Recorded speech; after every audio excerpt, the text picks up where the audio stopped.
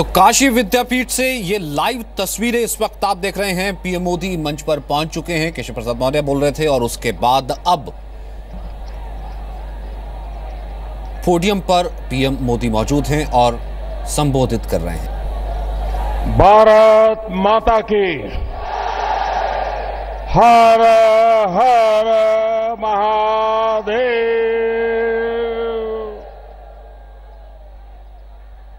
मंच पर विराजमान भारतीय जनता पार्टी के प्रदेश अध्यक्ष हमारे युवा साथी श्रीमान केशव प्रसाद जी मौर्य, लोकसभा के पालक श्रीमान राकेश वशिष्ठ जी, भाजपा के महानगर अध्यक्ष श्रीमान प्रदीप अग्रहरि जी, वाराणसी कैंट से विधायक श्रीमती ज्योत्सना श्रीवास्तव जी, वाराणसी कैंट विधानसभा संयोजक श्रीमान विद्यासागर राय, वाराणसी कैंट विधानसभा प्रभारी श्रीमान जेपी सिंह, वाराणसी कैंट विधानसभा चुनाव समन्वयक श्रीमान प्रकाश यादव जी, भाजपा के प्रदेश सचिव श्रीमान महेंद्र चंद्र श्रीवास्तव जी, और इस चुनाव में भारतीय जनता पार्टी के उम्मीदवार उत्तर से उम्मीदवार श्रीमान रविंद्र जायसवाल जी, वाराणसी कैंट से उम्मीदवार श्रीमान सौरभ श्रीवास्तव जी, हर हर महादेव।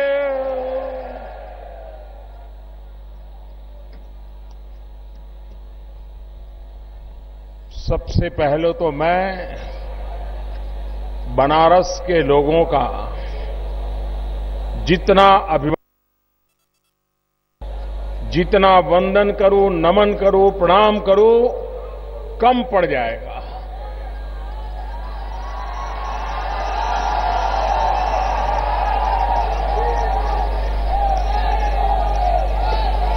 काशी वासियों ने अपना कल का रिकॉर्ड भी तोड़ दिया।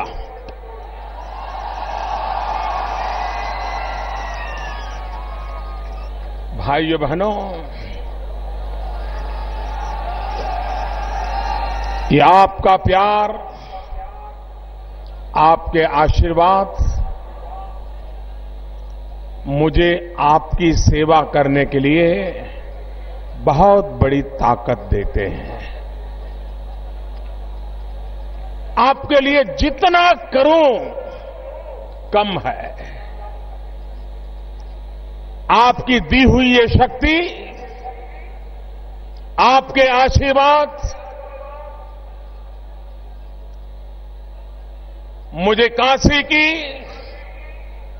पूर्वांचल की, उत्तर प्रदेश की, हिंदुस्तान की सेवा करने की अद्भुत ताकत मुझे आप दे रहे हैं, और इसके लिए मैं आपका हृदय से बहुत बहुत आभार व्यक्त करता हूं।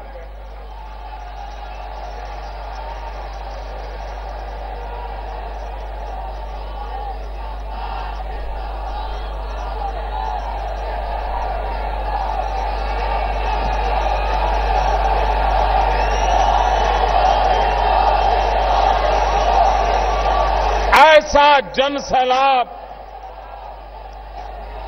भाइयों बहनों, यात्राएं निकालने का भी और यात्रा में शरीक होने का भी मुझे बहुत सद्भाग्य मिला है। कन्याकुमारी से कश्मीर की यात्रा लेके चला था डॉक्टर मुरली मनोहर जोशी जी के नेतृत्व में। भाइयों बहनों, उसके बाद भी कई यात्राओं में नेतृत्व करने का भी अवसर मिला, लेकिन आज काशी वासियों के दर्शन करने का जो दृश्य था, ऐसा दृश्य जीवन में कभी नहीं देखा, कभी नहीं अनुभव किया।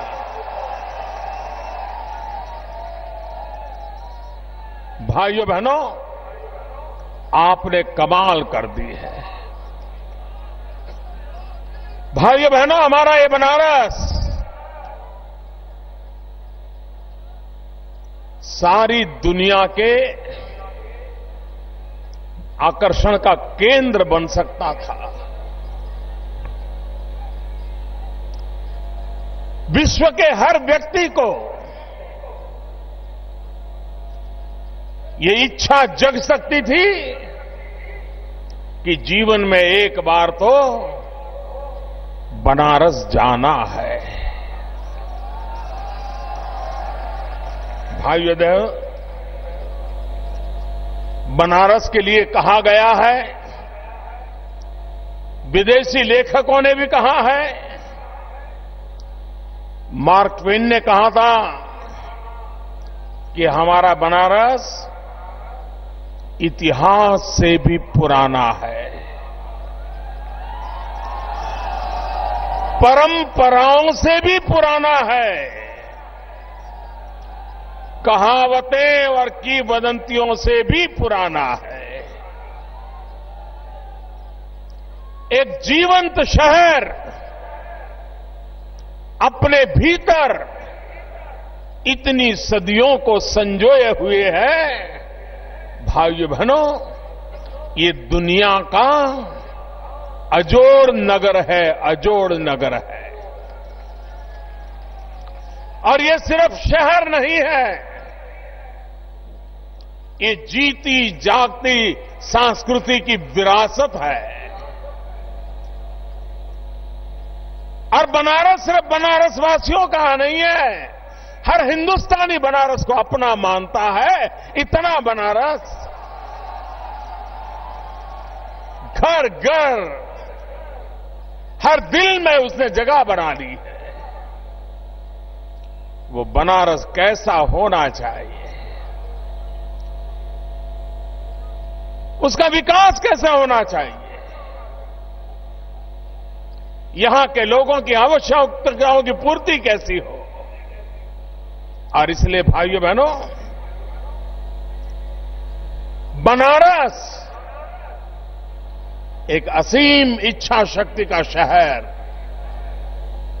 सामर्थ्य से भरा हुआ शहर, संस्कार धारा से पुलकित शहर, अगर थोड़ा सा भी ध्यान दिया जाए, सिर्फ रुकावटें हटा दी जाए, तो मेरे बनारस के लोग दुनिया जैसा बनारस सोचती है वैसा बनारस बना करके रख सकते हैं। भाई, ये ताकत है। लेकिन भाइयों बहनों,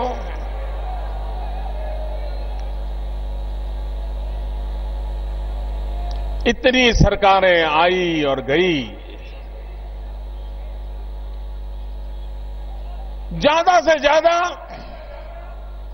उन्होंने चुनाव को ध्यान में रखते हुए छोटे मोटे कामों की तरफ नजर रखी। बनारस को छुटपुट काम करने से नहीं चलेगा, इसका पूरा कायाकल्प करने की जरूरत है। बनारस की आत्मा बनी रहे और सुविधाएं आधुनिक बनती चले, ऐसा बनारस बनाने का मेरा सपना है।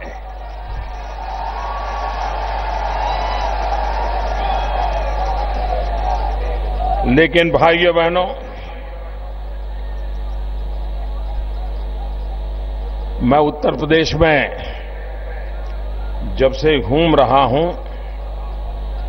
खास करके सांसद बर्थडे के बाद, और हमारे एमपी लोग भी मिलने आते हैं तो वो भी कहते हैं, और बड़ी मजेदार बात करने की उनकी शैली होती है। अरे बोले साहब उत्तर प्रदेश का आपको कहां पता है? मैंने कहा बताइए। अरे हमारा तो उत्तर प्रदेश ऐसा है,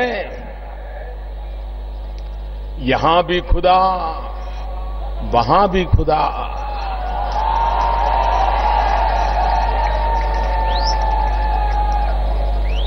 यहां भी खुदा उधर भी खुदा, जहां नहीं खुदा है वहां कल खुदेगा।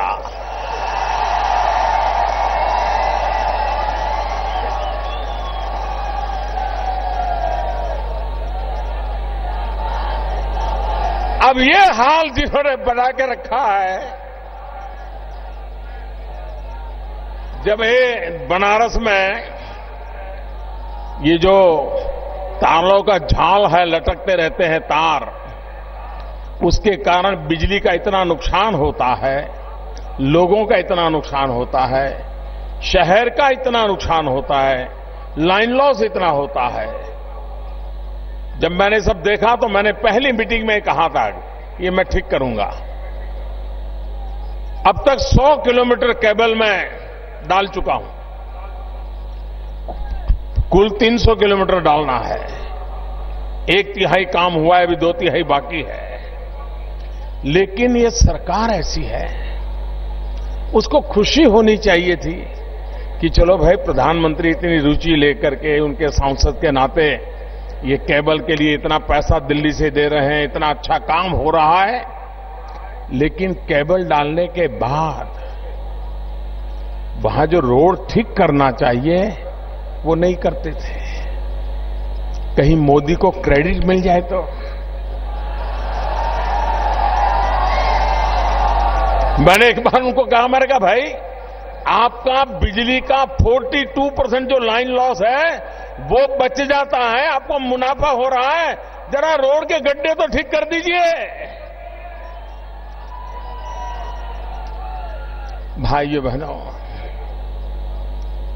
सारा हिसाब किताब ये करने से वोट मिलेगा कि नहीं मिलेगा तो करना। भाइयों बहनों, हम लोगों का मंत्र है सबका साथ, सबका साथ। लेकिन सपा हो, बसपा हो, कांग्रेस हो, उन्होंने जो राजनीति का कल्चर पैदा किया है, परंपरा पैदा की है, इसलिए उनकी रगों में यही विचार दौड़ता है कि कुछ का साथ, कुछ का विकास। कुछ ही लोगों का साथ लेना, चुनाव जीतने के लिए जो जमेला काम आता है उतना ही संभालना, बाकी लोगों का जो होगा तो होगा, परवाह नहीं करना। भाइयों बहनों, लोकतंत्र में सबका साथ, सबका विकास दोनों अनिवार्य होते हैं। अगर साथ नहीं है तो भी नहीं चलता है, विकास में भेदभाव है तो भी नहीं चलता है। आप देखिए, पूरे हिंदुस्तान का मानचित्र, हिंदुस्तान का नक्शा अपनी नजर के सामने लाइए और आप देखेंगे कि हिंदुस्तान में दो सीधे सीधे फर्क नजर आते हैं। पश्चिम की किनारा जो हिंदुस्तान का है वहां की हालत और पूर्वी हिंदुस्तान जो है वहां की हालत, ये स्थिति क्यों? पश्चिम में आप देख लीजिए, हरियाणा हो, राजस्थान हो, गुजरात हो, महाराष्ट्र हो, गोवा हो, कर्नाटक हो, केरल हो, सभी राज्य कोई न कोई आर्थिक गतिविधि दिखती है, आर्थिक प्रगति दिखती है। लेकिन इधर हमारा पूर्वी भारत देखिए, पूर्वांचल देखे, पश्चिम बंगाल देखे, असम देखे, नागालैंड देखे, उड़ीसा देखे, सारा हिस्सा वहां जितना विकास होना चाहिए था नहीं हुआ। आप मुझे बताइए भाइयों, अगर ये असंतुलन रहेगा तो देश का भला होगा क्या? होगा क्या? इंसान का शरीर भी देख लीजिए, वजन ठीक हो, ऊंचाई ठीक हो, आंख कान नाक सब बहुत बढ़िया हो, लेकिन अगर एक हाथ लकवा मार गया हो तो उस शरीर को कोई तंदुरुस्त शरीर कहता है क्या? कहता है क्या? नहीं कहता है ना। भाइयों बहनों, इस तरह हमारी ये भारत माता, उसका एक अंग अगर विकसित नहीं हुआ है तो मेरी भारत माता विकसित नहीं मानी जाएगी। और इसलिए भाइयों बहनों, मेरा सपना है हमारे पूर्वी हिंदुस्तान को, हमारे पूर्वी उत्तर प्रदेश को, हमारे पूर्वांचल को विकास की उस ऊंचाई पे जितना हो सके उतना जल्दी लाना, ताकि वो पश्चिम की बराबरी में आकर के खड़ा हो जाए, फिर पूरा देश आगे बढ़ने लगे। ये मेरा सपना है। उत्तर प्रदेश को भी अगर पूर्वांचल का विकास सही ढंग से होगा तो उत्तर प्रदेश को भी विकास की यात्रा में हिंदुस्तान में नंबर 1 बनने में कभी देर नहीं लगेगी भाइयों। और इसलिए हम जितनी योजनाएं बना रहे हैं, उन सारी योजनाएं पूर्वी हिंदुस्तान को ताकत देने वाली। ये पूर्वी हिंदुस्तान हमारा, ये हमारा पूर्वांचल, ये हमारा पूर्वी उत्तर प्रदेश ऐसे सामर्थ्यवान लोग हैं, ऐसे संकल्पवान लोग हैं, परिश्रम की पराकाष्ठा करने वाले लोग हैं। यहां पर विपुल मात्रा में प्राकृतिक संपदा है, उपजाऊ भूमि है, औद्योगिक विकास के लिए संभावना है, टूरिज्म के लिए संभावना है, कृषि के लिए संभावना है, सेवा क्षेत्र के लिए संभावना है, सब कुछ है भाइयों बहनों। सिर्फ एक कमी है, सही सरकार नहीं है। अगर सही सरकार होती तो इतनी प्राकृतिक संपदा से भरा हुआ मेरा पूर्वांचल कितना आगे बढ़ जाता भाई। अब आप बताइए, एक वो जापानी बुखार पूरे पूर्वांचल के कितने बच्चों को मौत के घाट उतार चुका है जी।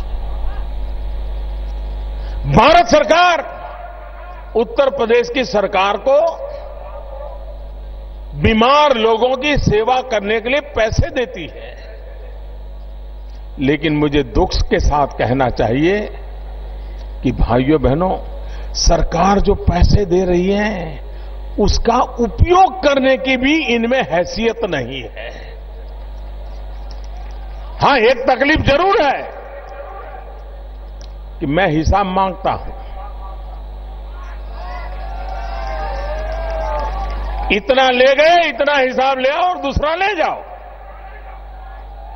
और दिक्कत है, न हिसाब रखते हैं, न हिसाब देते हैं, और रखने जैसा होगा तो रखेंगे ना, कुछ इधर उधर की बात होगी तो कैसे रखेंगे। भाइयों बहनों, ये बेईमानी, ये भ्रष्टाचार, ये सब बंद होना चाहिए कि नहीं होना चाहिए? होना चाहिए कि नहीं होना चाहिए? इस भ्रष्टाचार ने देश को तबाह किया है कि नहीं किया है? बर्बाद किया है कि नहीं किया है? 70 साल हो गए देश की आजादी को, मुट्ठी भर लोग पद का दुरुपयोग करते हुए गरीब से गरीब को लूटते चले गए भाई। एक पुलिस थाने में बैठा हुआ हवालदार अगर किसी से 100 रुपया लेता है तो लेने वालों को क्या कहता है? मुझे ऊपर देना पड़ता है।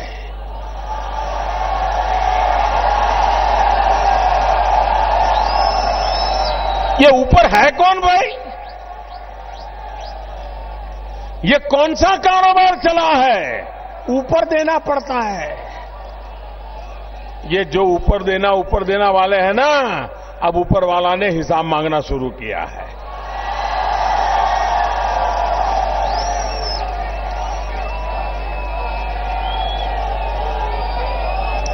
आप मुझे बताइए, ये हमारे समाजवादी, बहुजन समाज और कांग्रेस, सपा, बसपा और कांग्रेस, ये हमेशा एक दूसरे के खिलाफ बोलते हैं कि नहीं बोलते हैं? एक दूसरे की धज्जियां उड़ा देते कि नहीं उड़ा देते हैं? 27 साल यूपी बिहार कहते थे कि नहीं कहते थे? बहन जी भतीजे को जितने सुना सकती है सुनाती है कि नहीं सुनाती है? भतीजा बुआ जी को सुनाता कि नहीं सुनाता है? रोज तू मैं चलती है कि नहीं चलती है? लेकिन एक बात पर ये तीनों इकट्ठे हो गए। तीनों इकट्ठे हो गए जब 8 नवंबर रात को 8 बजे मोदी ने टीवी पर आकर के कहा, मेरे प्यारे देशवासियों,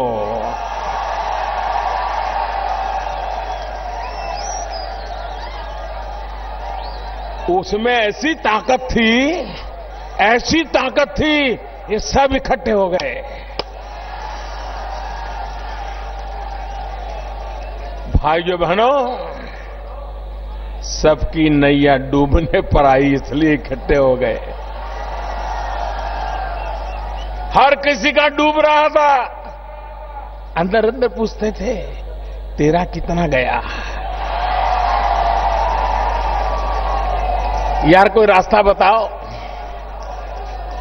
सारे देश में लोग रास्ता खोज रहे थे। भाइयों बहनों, 500 और 1000 का नोट बंद कर दिया।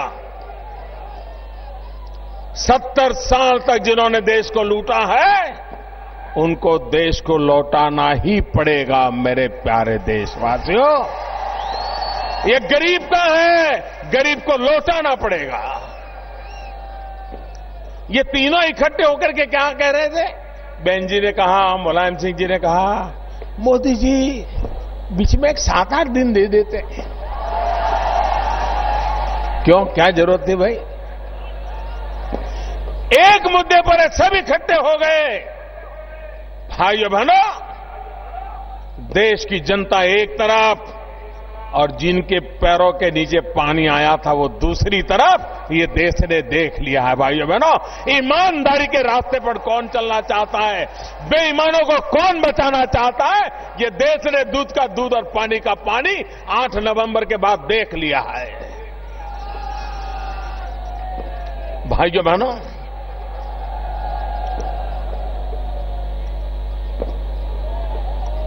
कुछ लोग भ्रम फैलाते हैं, छोटे छोटे व्यापारियों को तकलीफ होगी, इनकम टैक्स वाले अब परेशान करेंगे। मैं सब ईमानदार लोगों को कहना चाहता हूं, अब इस सरकार में ईमानदार को परेशान करने की कोई हिम्मत नहीं करेगा। ये मैं आपको कहने आया। अब देश में ईमानदार का सम्मान होगा, इस देश में ईमानदार का स्वागत होगा, इस देश में ईमानदार का जय जयकार होगा। ये वक्त आ चुका है भाइयों बहनों। और व्यापारियों से भी मेरा कोई झगड़ा नहीं है। मान लीजिए कोई व्यापारी होगा, ज्यादा से ज्यादा क्या करता होगा, 100 रुपये का माल 110 में बेच देता होगा, कभी मौका पड़ गया तो 120 में बेच देता होगा। सरकार में उसको टैक्स जमा करना होगा, 10 रुपया देना होता, हो सकता है वो नहीं देता होगा, हो सकता है 2 ही रुपया देता होगा, इतना ही करता होगा ना। अगर एक बार सरकार ईमानदारी से व्यवहार करे, बाबू लोग ईमानदार हो जाए, तो मेरा देश का व्यापारी 1 रुपये की चोरी नहीं करेगा, ये मुझे विश्वास है। भाइयों बहनों, देश को लूटा किसने है? इन लोगों ने नहीं लूटा है जो पद पर बैठे हैं, जिनको कागजों पे, फाइलों पर हस्ताक्षर करने का हक मिला है ना, उन्हीं लोगों ने लूटा है देश को। नेताओं ने लूटा है, बाबुओं ने लूटा है, मुझे उसको निकालना है भाइयों बहनों।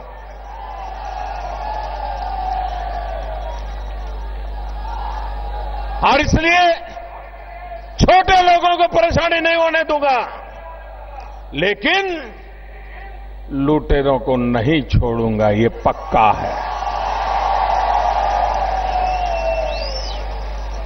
और आप लोगों ने मुझे जो चलता था वैसा ही चलाने के लिए भेजा है क्या? वैसा ही चलाने के लिए भेजा है क्या?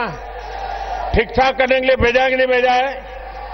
अरे मां गंगा ने भेजा है तो कुछ दमदम के साथ भेजा है ना।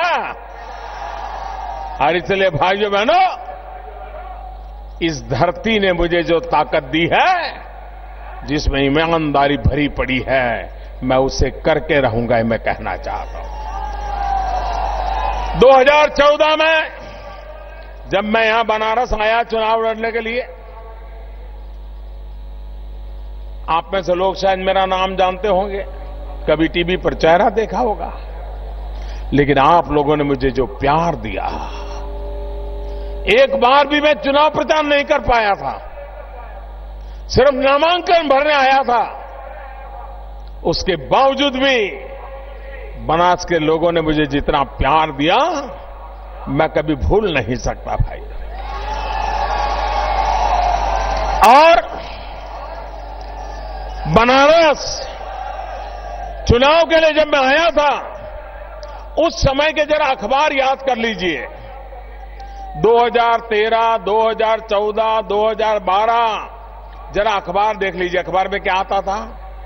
अखबार में हेडलाइन आती थी, हर रोज हेडलाइन आती थी, आज कॉमनवेल्थ गेम का घोटाला,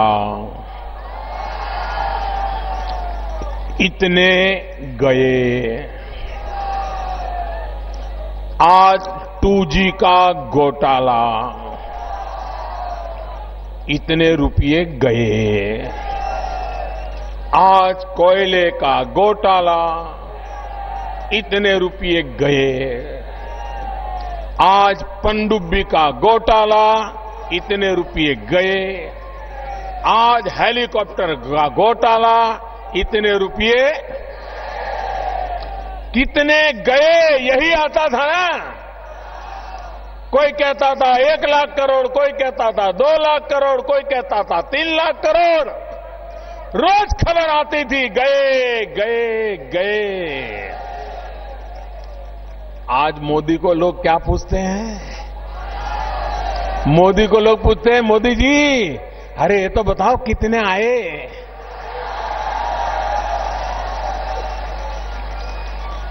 हर बनारसवासी को गर्व होगा कि नहीं होगा कि आपके संसद को कोई दाग नहीं लगा है भाइयों बहनों।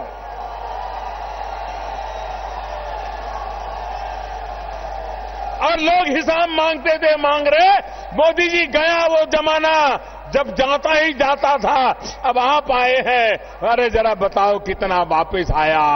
भाइयों बहनों, देश में पहली सरकार ऐसी आई है जिससे लोग भरोसा करते हैं कि हां ये लाके रहेगा। भाइयों बहनों, हिंदुस्तान क्या है? हिंदुस्तान किस दिशा में जाना चाहता है? 125 करोड़ देशवासियों की ताकत क्या होती है, वो दुनिया को भली भांति समझ आ गया है। लेकिन कुछ लोगों को नहीं आता है, कुछ लोगों को समझना ही नहीं है, देखना ही नहीं है।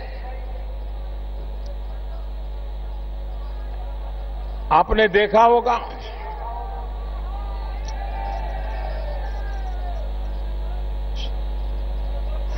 जीव जिसका है, मनुष्य का जो जीव है, तो कुछ समय के बाद आंखों में मोती बिंदु आ जाते हैं, मोतियाबिंद, मोतियाबिंद बोलते हैं ना, है आंख में मोतियाबिंद हो जाता है।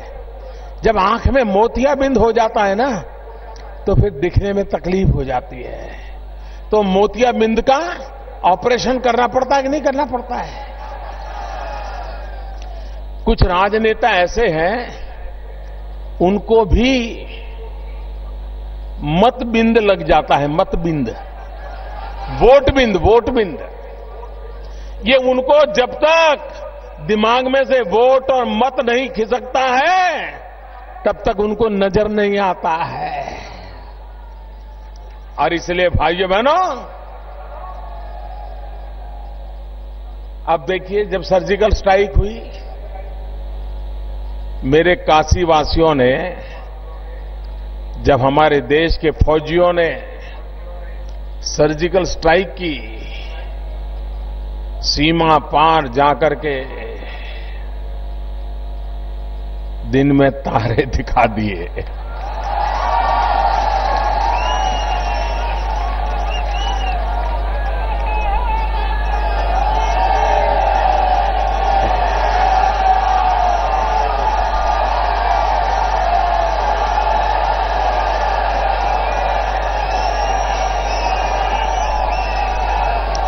दुश्मन के कैंप में जाकर के हमारे फौज उनको मार करके लौट आए, और सूरज उगने से पहले आकर के उन्होंने खबर दी कि ऑपरेशन सफल हुआ है। भाइयों बहनों, देश की सेना के जवान मौत को मुट्ठी में लेकर के दुश्मन के छक्के छुड़ाने के लिए गए थे। उनके दिल दिमाग में यही विश्वास था कि मां भारती को तबाह करने पर तुले हुए लोगों को हम तबाह करके रहेंगे, हम रहे या न रहे उनको नहीं छोड़ेंगे, इस मिजाज से गए थे। लेकिन फौज का प्लानिंग इतना परफेक्ट था, हमला इतना तेज था कि दुश्मन जग ही नहीं पाया, खात्मा हो गया।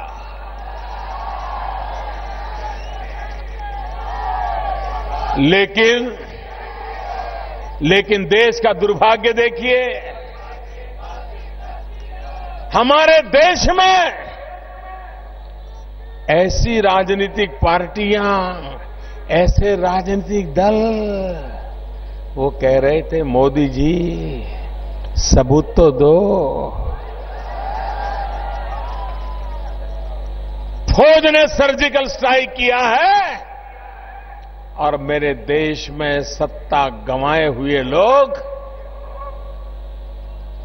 सिर्फ राजनीति में डूबे हुए लोग, 24 घंटे विरोधवाद चलाने वाले लोग सर्जिकल स्ट्राइक का सबूत मांगने लगे, मेरे देश के फौज से मांगने लगे।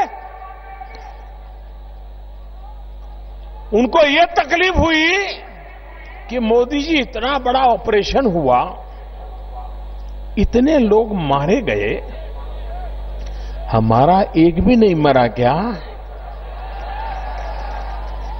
मैं हैरान हूं जी, ऐसा सवाल शोभा देता है क्या? शोभा देता है क्या?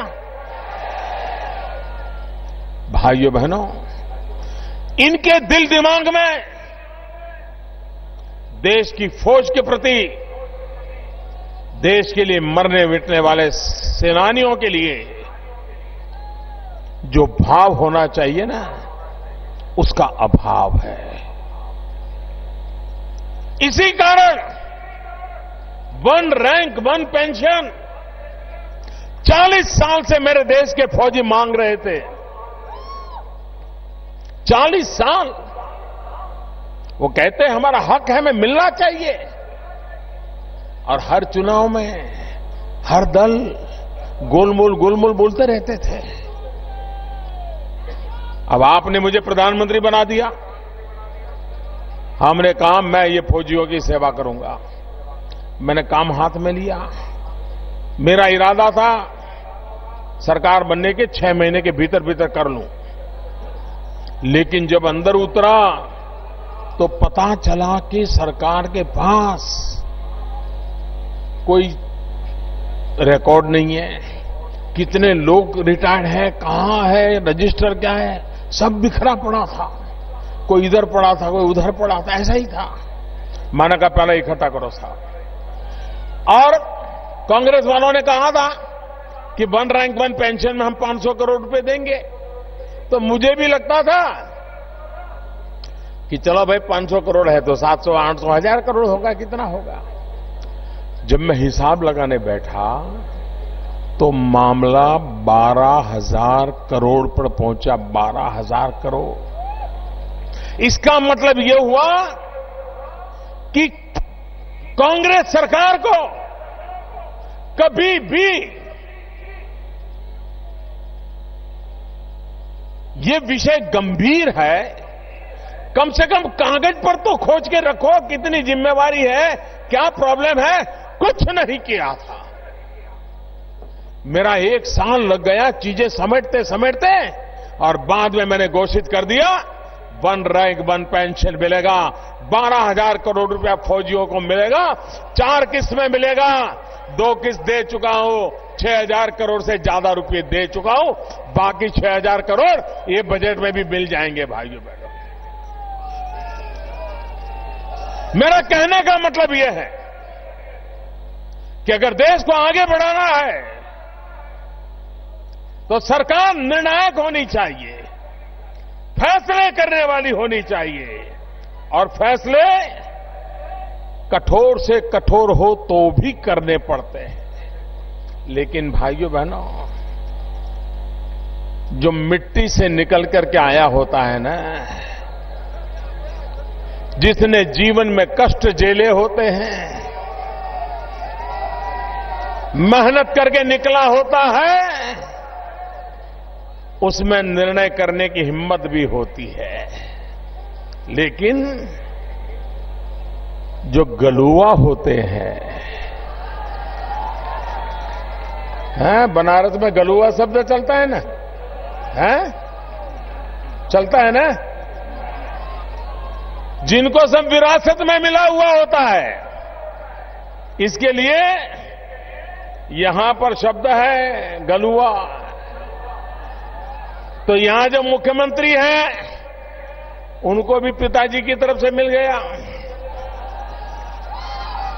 उनके जो नए यार हैं उनको तो दादी, नाना, पिता सबसे मिला हुआ है।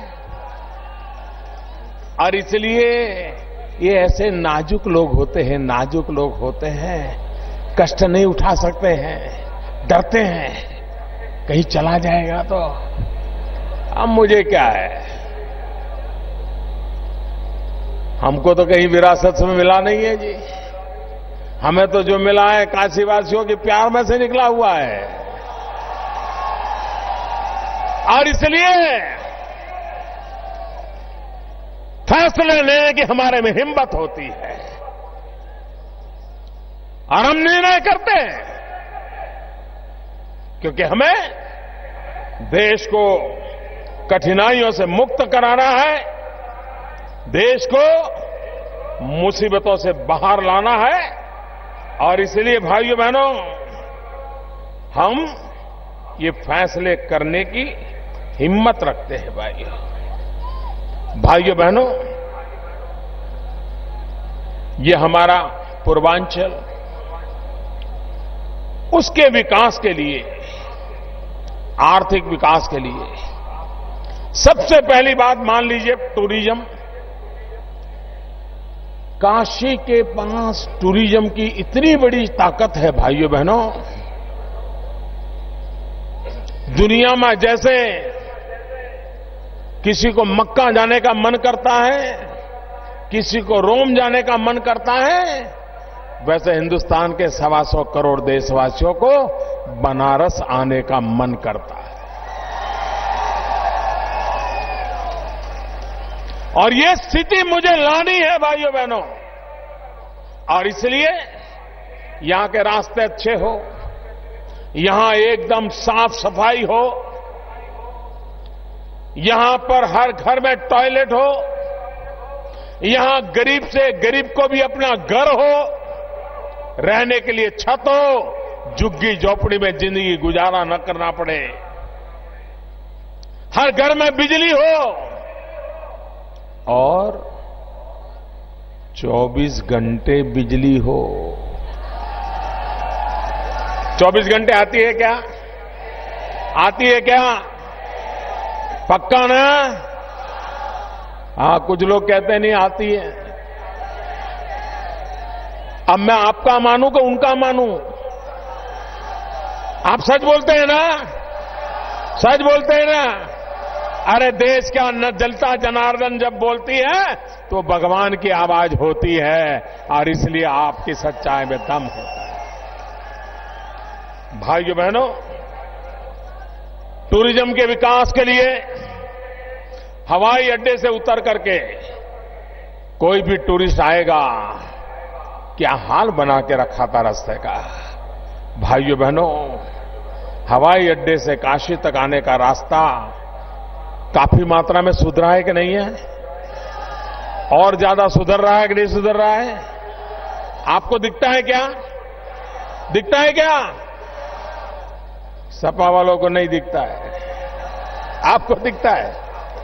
अगर जिनको रोड नहीं दिखता है तो उनको देश के जीवन में बदलाव कहां से दिखेगा? भाइयों बहनों, भाइयों बहनों, हमने रिंग रोड बनाने का काम किया। रिंग रोड बनाना हम चाहते थे, लेकिन राज्य सरकार की रुकावटें, काम धीमा। हम वाराणसी गोरखपुर रोड बनवा रहे थे, लेकिन काम धीमा, सरकार का सहयोग नहीं। हम वाराणसी सुल्तानपुर रोड बनाना चाहते हैं, काम शुरू हो रहा है, आगे नहीं बढ़ रहा है, धीरे चल रहा है।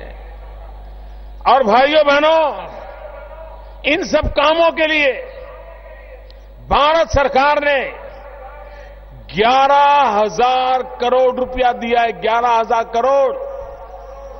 लेकिन ये ऐसी सरकार है, अभी तक किसानों को जमीन का जो पैसा देना चाहिए, वहां पर थोड़ा रोड चौड़ा करना है तो उनको पैसा देना चाहिए, उनको देने के काम में भी रुकावटें डाली। 4,500 करोड़ रुपया अभी भी वैसे की वैसी थप्पी पड़ी है, लोगों को पैसे नहीं दिए जा रहे। भाइयों बहनों,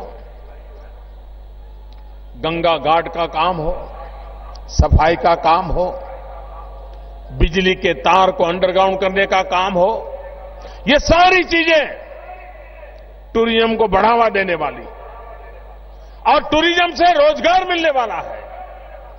कोई बड़ा उद्योग लगाने के लिए जितना पैसा लगाते हैं, उससे जितने लोगों को रोजगार मिलता है, उससे अनेक गुना ज्यादा रोजगार टूरिज्म में मिलता है। और गरीब से गरीब टूरिज्म से कमाता है। यात्री जब आते हैं तो फूल बेचने वाला भी कमाएगा, नाव वाला भी कमाएगा, रिक्शा वाला भी कमाएगा, बिस्किट बेचने वाला कमाएगा, प्रसाद बेचने वाला कमाएगा, पूजा पाठ का सामान बेचने वाला कमाएगा, छोटे छोटे गेस्ट हाउस लोग करके लेके बैठे होंगे वो लोग कमाएंगे, चाय बेचने वाला भी कमाएगा। भाइयों बहनों, हम टूरिज्म को बढ़ावा देना चाहते हैं। दूसरी बात है, यहां क्वालिटी ऑफ लाइफ में चेंज आना चाहिए। हर घर में शौचालय बनना चाहिए।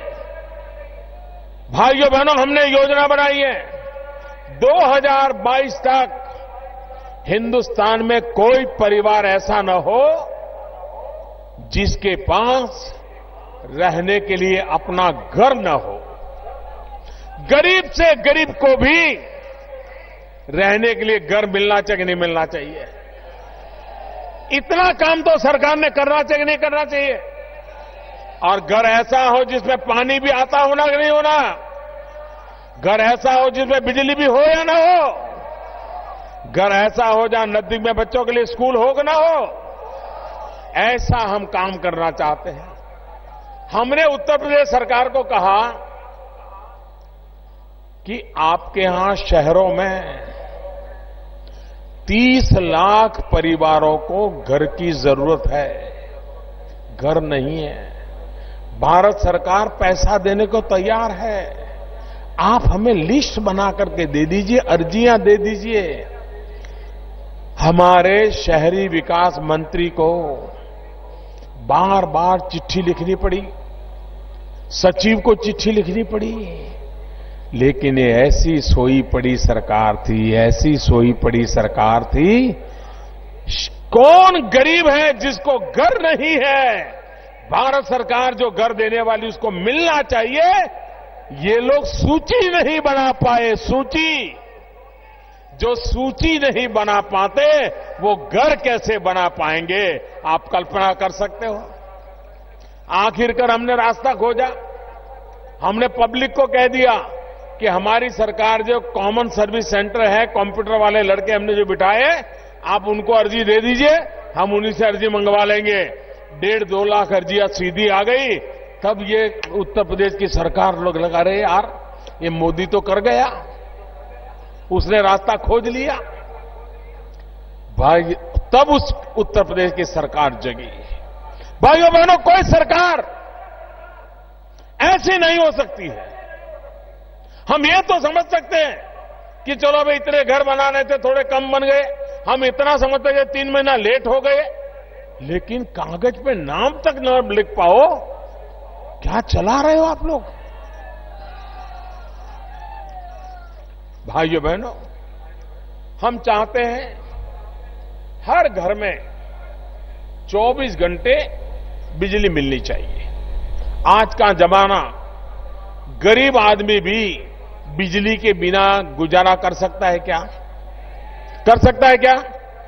बिजली चाहिए कि नहीं चाहिए? हमने एक योजना बनाई। हिंदुस्तान के सभी राज्य, सबके सब उस योजना में शरीक हो गए। भारत सरकार के साथ उन्होंने एमओयू कर लिया। पैसे भारत सरकार दे रही है। कैसे करना, क्या करना, भारत सरकार दे रही है। एक अकेला उत्तर प्रदेश, सपा सरकार पर मेरा गंभीर आरोप है, उन्होंने इस योजना का लाभ लेने से मना कर दिया। कोई ऐसा सोच नहीं सकता है भाइयों। कितना फायदा होने वाला था उत्तर प्रदेश को। बिजली सरकार दिल्ली से दे रही है, पैसे दिल्ली सरकार दे रही है, लेकिन वे इस योजना से जुड़ना नहीं चाहते। क्या कारण है कि वे उत्तर प्रदेश के लोगों को अंधेरे में जीने के लिए मजबूर करना चाहते हैं? भाइयों बहनों, ये हमारा पूर्वांचल औद्योगिक विकास की संभावनाएं हैं। हमने तय किया गुजरात से हम पाइपलाइन डाल रहे हैं, यहां तक पाइपलाइन आएगी जिसमें एलपीजी गैस आएगा पाइपलाइन में, और यहां घर में भी नल से गैस मिलेगा, गैस सिलेंडर की जरूरत नहीं पड़ेगी। और इतना ही नहीं, गैस के आधार पर कारखाने भी चलेंगे, गैस के आधार पर आपकी गाड़ियां चलेगी, पर्यावरण नहीं होगा, खर्चा कम होगा। बनारस की सकल सूरत बदलेगी कि नहीं बदलेगी? 3,000 किलोमीटर लंबी पाइपलाइन लगा रहे हैं गुजरात से यहां तक। हजारों करोड़ रुपया खर्च कर रहे हैं, मेरे बनारस वालों के लिए कर रहे हैं भाइयों बहनों। विकास करना है इसलिए कर रहे हैं। और इसलिए भाइयों बहनों, हमने पूर्वांचल में गोरखपुर का फर्टिलाइजर का कारखाना, एम्स की रचना, ट्रॉमा सेंटर की रचना, कैंसर सेंटर की रचना, एक के बाद एक। पूर्वांचल में अब कोई बीमार हो तो उसे लखनऊ या दिल्ली दौड़ना न पड़े, उसको नजदीक में ही बीमार को व्यवस्था मिल जाए। एक के बाद एक कदम उठा रहे हैं भाइयों, और इसका परिणाम आपको नजर आने वाला है। भाइयों बहनों, मेरे मन में साफ है, इस पूरे पूर्वांचल का विकास कैसे करना, इसका चित्र मेरे मन में साफ है। रेल का कनेक्टिविटी बढ़ा रहे हैं, रेल की लाइन बढ़ा रहे हैं, रेल का नेटवर्क ऐसा बनाना चाहते हैं कि उद्योग धंधों वालों को भी यहां आना है तो उनको लगेगा उनका जो यहां माल बनेगा तुरंत पहुंचाया जाएगा, सस्ते में पहुंचाया जाएगा, वो यहां आने के लिए तैयार हो जाएंगे। काशी बनारसी साड़ी, यहां का मेरा बुनकर भाई, दुनिया में हमारे हस्तकरघा चीजों का आज मार्केट खड़ा हो सकता है भाइयों। उन बुनकरों को क्या सुविधा मिले, हजारों करोड़ रुपया मुद्रा योजना से हम दे रहे हैं ताकि गरीब से गरीब व्यक्ति भी रोजी रोटी कमा सके। भाइयों बहनों, हम घर घर गैस का सिलेंडर दे रहे हैं, गैस का कनेक्शन दे रहे हैं। 2014 में जब चुनाव हुआ तो चर्चा ये थी, कांग्रेस पार्टी ने घोषणा की थी कि अगर हम दोबारा सरकार बनाएंगे तो 9 सिलेंडर के बजाय 12 सिलेंडर देंगे। भाइयों बहनों, ये इनकी सोच की सीमा देखिए। और हमने कहा हम 3 साल में 5 करोड़ परिवारों के अंदर हम गैस का सिलेंडर देंगे, और 5 करोड़ परिवारों को, जो गरीब मां लकड़ी का चूल्हा जला करके धुएं में जिंदगी काटती है, 400 सिगरेट का धुआं जिसके शरीर में जाता है, उस मां को बीमारी से बचाने के लिए उसके घर में गैस का सिलेंडर देंगे। अकेले उत्तर प्रदेश में अब तक 55 लाख गैस कनेक्शन गरीब परिवारों में दे चुके हैं।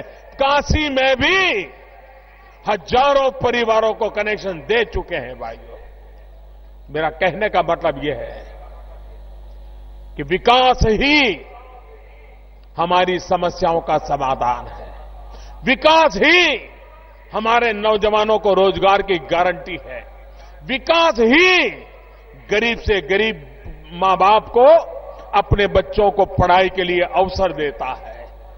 भाइयों बहनों, मेरा विजन साफ है। हम चाहते हैं किसान को सिंचाई, बच्चों को पढ़ाई, युवा को कमाई और बुजुर्गों को दवाई, इसमें कोई कमी नहीं रहनी चाहिए। इस बात को लेकर के चल रहे हैं। भाइयों बहनों, आज काशीवासियों ने कमाल कर दिया है। आप देखिए, ये सपा हो या बसपा हो, कोई फर्क नहीं है। एक ए सपा है, दूसरी बी सपा है। ए सपा अखिलेश समाजवादी पार्टी है, बी सपा बहुजन समाज पार्टी है।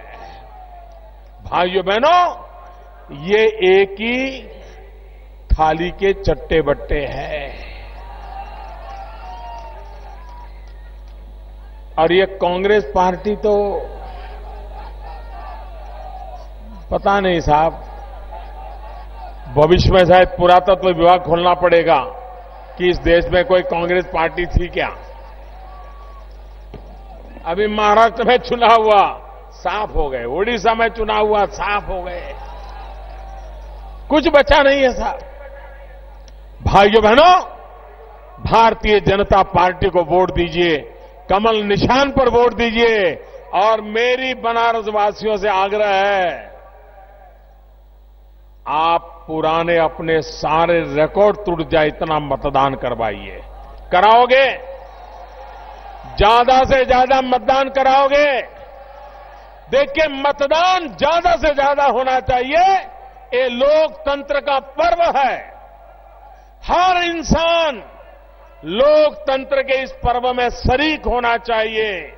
जितना ज्यादा मतदान कराओगे, इतना लोकतंत्र मजबूत होगा। लोकतंत्र को मजबूत बनाना, ये भी हम लोगों की जिम्मेवारी है। और मजबूत सरकार बनाना, ये हम सबका सपना है।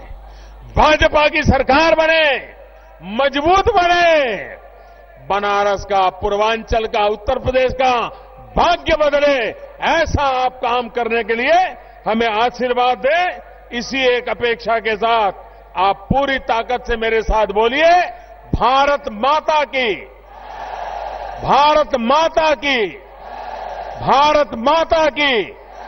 बहुत बहुत धन्यवाद। वाराणसी से पीएम मोदी लाइव थे। लगभग 1 घंटा उन्होंने काशी की जनता को संबोधित किया। एक मेगा रोड शो जो कि रैली में तब्दील हुआ था। पूर्वांचल का विकास कैसे हो? पूर्वांचल का विकास सिर्फ बीजेपी कर सकती है। बीएसपी और एसपी दोनों ए और बी हैं, दोनों एक ही पार्टियां हैं। इसलिए भारतीय जनता पार्टी को वोट दीजिए। और एक एक काशीवासी से मैं मिलने आया हूं। एक एक काशीवासी को मैंने देखा है और उससे देख करके मुझे खुशी हुई है।